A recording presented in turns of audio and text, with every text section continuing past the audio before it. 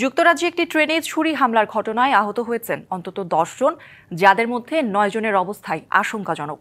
ঘটনার সঙ্গে জড়িত সন্দেহে 2 জনকে আটক করেছে পুলিশ।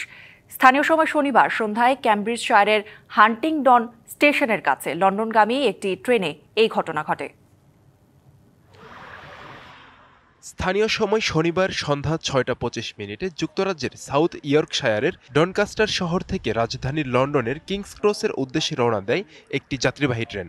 যাত্রা শুরুর 1 ঘন্টা 15 মিনিট পর ক্যামব্রিজশায়ারের হান্টিংডন স্টেশনের কাছাকাছি পৌঁছানোর পর চলন্ত ট্রেনেই ঘটে ছুরিকাঘাতের ঘটনা।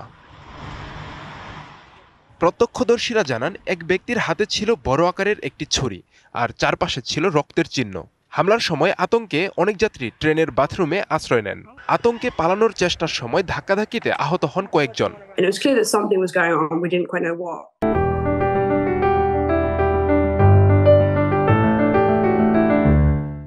ট্রেনটি যখন হান্টিংডন স্টেশনের কাছাকাছি পৌঁছলো, তখনই একজন যাত্রী টলতে টলতে আমাদের কামরায় আসলেন। এসেই বললেন তাকে ছুরিকাঘাত করা হয়েছে। তারপরই রক্তাক্ত অবস্থায় তিনি মাটিতে লুটিয়ে পড়েন। পরে জানতে পেরেছি যে আরও অনেকেই ছুরিকাঘাতে আহত হয়েছেন। ট্রেনটি হান্টিংডন স্টেশনে থামার সাথে সাথেই পুলিশ সদস্যরা ট্রেনে তল্লাশি চালায়। হামলার ঘটনায় অভিযুক্তদের আটকের পাশাপাশি আহতদের পাঠানো হয় হাসপাতালে। ব্রিটিশ প্রধানমন্ত্রী কিয়ার স্টারমার এ ঘটনায় গভীর উদ্বেগ জানিয়েছেন। তদন্তের প্রাথমিক পর্যায়ে গুজব বা অনুমান নির্ভর মন্তব্য থেকে বিরত থাকার আহ্বান জানান ব্রিটিশ স্বরাষ্ট্রমন্ত্রী শাবানা মাহমুদ। আব্দুল আল মারুফ, ডিবিসি নিউজ ডেস্ক।